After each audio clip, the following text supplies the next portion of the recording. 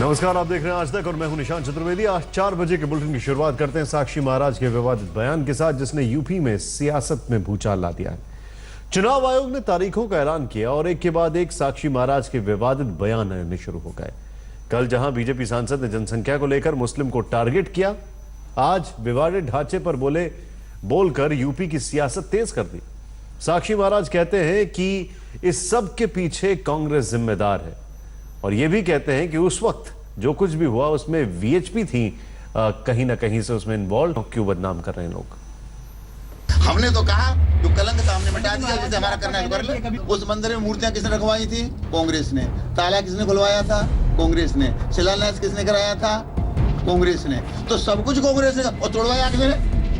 नरसिंह राव थे, तोड़वाया कांग्रेस ने।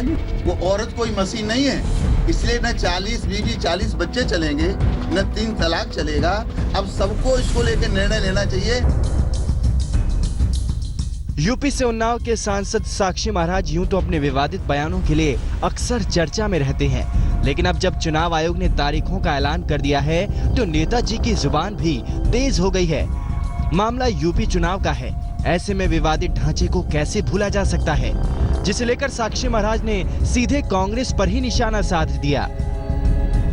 उस मंदिर में मूर्तियां किसने रखवाई थी? कांग्रेस ने। ताला किसने खुलवाया था? कांग्रेस ने। शिलान्यास किसने कराया था? कांग्रेस ने। तो सब कुछ कांग्रेस ने। और तोड़वाया किसने? नरसिंह राव थे, तोड़वाया कांग्रेस ने। बीजेपी को खामखा बदनाम करते हो। महाराज यही नहीं रुके, उन्होंने विवादित ढांचे का मुद्दा वीएचपी का बताया तो ढांचा गिराने को गर्व की बात। इस मुद्दे को लेकर चलने वाले हम लोग हैं, बीएचपी है, साधु सन्यासी हैं। ये कभी बीजेपी का मुद्दा नहीं था। हमने तो कहा जो कलंक था हमने मिटा दिया, जैसे हमारा करना है कर ले। साक्षी महाराज के इस बयान के बाद विपक्ष ने भी हमला शुरू कर दिया है और पूरी बीजेपी को कटघरे में खड़ा कर रही है। वो एक धार्मिक मंच पे जाते हैं, वहां तक तो चलिए ठीक है, और वहां पर राजनीतिक भाषण देते हैं, तो ये हर तरीके से न्यायिक दृष्टि से, नैतिकता दृष्टि से, मॉडल कॉन्डक्ट की दृष्टि से ये आपत्तिजनक है। वैसे कल भी साक्षी महाराज ने जनसंख्या को लेकर मुस्लिम समुदाय को टारगेट किया था, जिसे लेकर आज सफाई भी दी है। सफाई भी ऐसी जो सफाई कम तंज ज्यादा लग रहा है। देश में समस्याएं खड़ी हो रही जनसंख्या के कारण, उसके लिए हिंदू जिम्मेदार नहीं है। जिम्मेदार वो है जो 4 बीवी और 40 बच्चों की बात करते हैं। जिम्मेदार वो है जो हम कह रहे हैं, जो ये कहते हैं 4 बीवी 40 बच्चे। ऐसे ही जनसंख्या सुरसा के मुंह की तरफ बढ़ती चली जा रही है, तो इस पर नियंत्रण की आवश्यकता है। मैंने कहा था कि लोगों को जातिगत कीचड़ से निकलकर, दलगत कीचड़ से निकल करके अब ये आवश्यकता आ गई है कि नारी का सम्मान करने के लिए, इस शब्द का प्रयोग किया मैंने। वो औरत कोई मशीन नहीं है, इसलिए न 40 बीवी 40 बच्चे चलेंगे, न 3 तलाक चलेगा। साक्षी महाराज के इस बयान पर चुनाव आयोग से विपक्ष ने शिकायत की तो आयोग ने भी डीएम से रिपोर्ट मांगी है।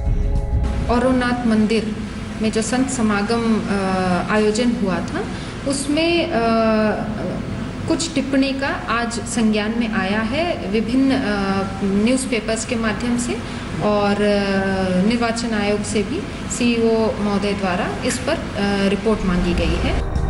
अब सवाल उठता है कि जिस विकास के दावे पर मोदी यूपी की जनता से वोट मांग रहे हैं, कह रहे हैं कि जाति धर्म से उठकर एक बार वोट दे दो, उसी चुनावी दंगल में उनके सांसद विवादित ढांचे का मुद्दा उठा रहे हैं। हमने तो कहा जो कलंक था हमने मिटा दिया, जैसे हमारा करना है कर ले। जिस बीजेपी ने कार्यकारिणी बैठक में समिति से योगी आदित्यनाथ को बाहर किया, उसी बीजेपी के सांसद का बयान पार्टी के दोहरे हथकंडे को दिखाता है, जिसमें वो विकास के मुद्दे के साथ पुराने मुद्दों को भी नहीं छोड़ना चाहती। आज तक ब्यूरो। साक्षी के बयान पर जहां घमासान मचना शुरू हो गया, वहीं दूसरी ओर बीजेपी ने अपना पल्ला झाड़ दिया है। बीजेपी नेता मुख्तार अब्बास नकवी का कहना है कि साक्षी महाराज की अपनी व्यक्तिगत राय है। देखो भैया, मैंने उनका बयान तो देखा नहीं, लेकिन ये हम जब बात करते हैं कि सबको साथ लेकर चलने की, तो हम यहाँ पर कोई, ये देश कानून से चलता है, ये देश संविधान से चलता है, डंडे से नहीं चलता। और इस तरह के जो बयान है, इस तरह के बयान को हम नहीं मानते कि ये सरकार का और न तो बीजेपी का, दोनों इससे इसका कोई मतलब नहीं है। पूरे मामले में साक्षी महाराज ने बीजेपी के लिए संतों के चुनाव प्रचार करने की बात कही, जिसे लेकर बखेड़ा खड़ा हो गया, क्योंकि चुनाव आयोग ने पहले ही साफ कर दिया है कि कोई भी पार्टी चुनावी एजेंडे में धर्म का इस्तेमाल नहीं करेगी। जहां मैंने कहा वो विशुद्ध संत सम्मेलन था, न कोई बीजेपी का कार्यकर्ता था, न किसी पार्टी का कार्यकर्ता था, न कोई प्रत्याशी था, केवल साधु महात्मा आपस में संघर्ष कर सलाह मशवरा कर रहे थे। तो साधुओं के सम्मेलन में मैंने ये बात साधुओं से कही है कि जाके प्रचार प्रसार करें, तो क्या अपने घर में अपने साधुओं से भी कोई बात नहीं कह सकता? प्रचार प्रसार करें तो क्या अपने घर में अपने साधुओं से भी कोई बात नहीं कह सकता?